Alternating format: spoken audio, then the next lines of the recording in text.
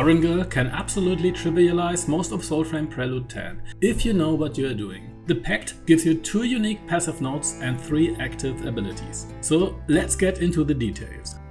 Soulbound is simple but deceptively strong. It adds +2 personal damage for the first rank and then +1 for every rank thereafter for each ally within a medium radius. The first rank gives you the most payoff. You pay 1 point for 2 damage. Every additional rank costs 1 more, making the later ranks suffering from diminishing returns in terms of cost efficiency. This bonus also gets triggered from your own summoned wolves, stacking up to 2 times when both are on the field. Even though the tooltip claims it only works with melee weapons, in reality it also boosts flying blades, magic wands, bows and all their special attacks, including flyblade swirling through and the bow's hail of arrows. Since it's a flat bonus, it scales heavily with fast multi-hit weapons. Rapid attacks with short blades, fly blades AoE throw and bow's arrow bombardement make the numbers climb quickly. Even if you're solo, you can gain up to +10 damage per damage instance, which quickly scales very high with those types of weapons. That said, the final few ranks are expensive and, depending on your build, there could be better places to spend those points, especially if you are using slow single hit actions like throwing a spear. Then this node is barely worth it.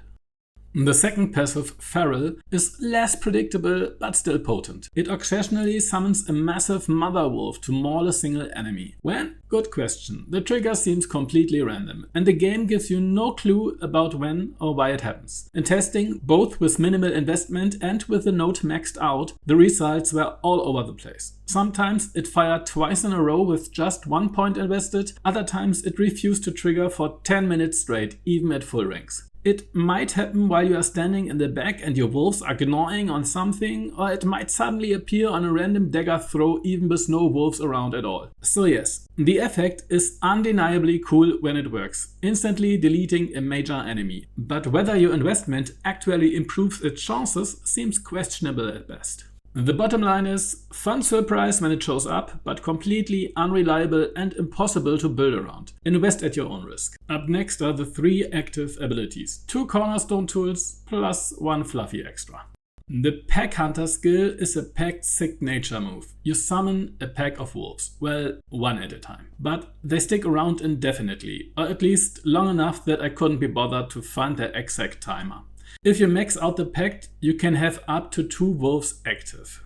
They don't exactly burst enemies down, but their damage scales with courage. They are completely indestructible and they pull aggro away from you. They can even take down an energized Nimbus, no Cloud Quell potion needed, in a few minutes solo. Their ability to distract enemies from you is their real strength. But if you keep your distance, the wolves can hold even large packs on their own. Proximity seems to matter more than anything else. As long as you stay back and let them work, the enemies will stick to them. Exceptions are archers that skirmish too close to you or newly spawned petrels. Those might still aggro you. But as long as you don't wade in, the wolves hold the line just fine. They are incredibly strong if you play around their ability to tank and distract. But if you just charge in like a lunatic, you will grab all the aggro yourself and wonder why they didn't seem to help much. They are not an AoE nuke and they won't burst anything down. But used properly, methodically, they can trivialize most encounters. They can pretty much handle boss encounters on their own as long as you keep your distance. But if you lean into the strength of your second active skill, you actually won't need them to tank crowded mobs at all, because you can just vaporize everything yourself.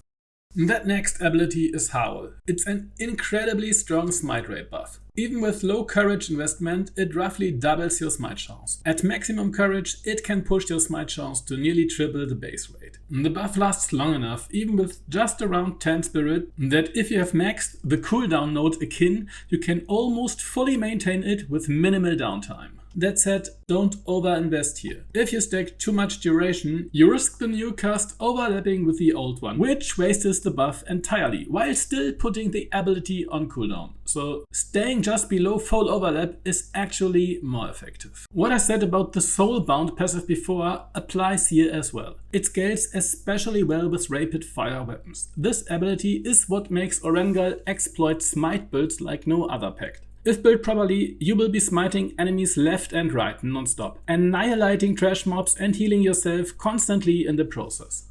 Last, And a little sadly least is Werewalker. This lets you shapeshift into a wolf. When you transform, you dash forward a few meters, which makes it very easy to overshoot your intended target, so it's better to activate it with a bit of distance. The shapeshift grants increased movement speed and basically works as a makeshift mount until proper mounts are added to the game. But every hit you take will immediately cancel the form and return you to human, or you will revert automatically when the timer runs out. If the timer expires, you're also teleported back to where you started, meaning if you want to use this for travel, end it yourself before it expires or risk being sent back to square one. The form lasts about 50 seconds without spirit investment. Its main function is, obviously, to bite something. If you hit an enemy without lining up the proper execute prompt, you will deal around 150 damage and instantly revert. But if you position correctly and trigger the execute prompt, you can perform a takedown that deals 1000 damage and outright kills most enemies. Most bosses seem immune to this takedown, but I have found two exceptions: the Banneret and the ghost boss in the crypt. So far, it seems that humanoid type bosses can still be executed, while larger or monstrous ones are immune. If you mash the attack button after a takedown and another enemy is nearby, you can sometimes sneak in another hit before reverting. Overall, it works best as a battle opener, a Banneret buster, or a travel tool. Its main downsides are that a single hit kicks you out and the dash can feel clunky when surrounded. But if your wolves have already pulled all the aggro, you've got plenty of time to use it properly. That said, the pact is already strong enough against trash mobs, thanks to Howl, that you rarely need this for easy targets. And on tougher targets, it doesn't really work, aside from the Banneret of course.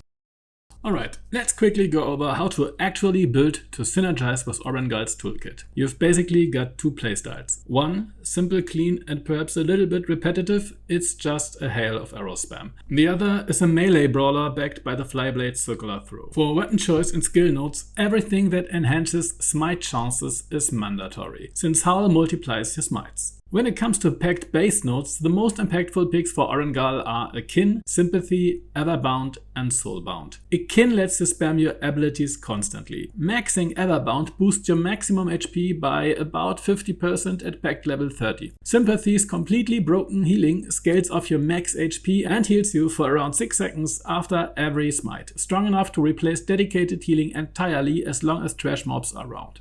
The base virtue nodes, on the other hand, offer pitiful returns for a heavy investment. Maybe 1 to 2% more smite chance compared to Everbound's 50% HP boost. In other words, dump all your level up points into courage, but don't waste skill node points there. They are better spent elsewhere. The Voided passive claims to increase smite damage, but in testing it doesn't seem to actually do anything. Either it is bugged or the tooltip means something else entirely. Honestly, it even feels like it might slightly increase smite chance instead, but that might just be a placebo. If you notice anything different with that node, let me know. So after you've logged into the core nodes, Akin, Sympathy, and Everbound, the rest can safely go into Soulbound and Feral. Personally, I find Soulbound has the more reliable payoff, while Feral, though strong when it works, is just too inconsistent to feel satisfying. Put all of that together, and whether you're knee deep in melee with flyblades flying or raining arrows from a distance, you will keep popping smites over and over. And when it comes to bosses,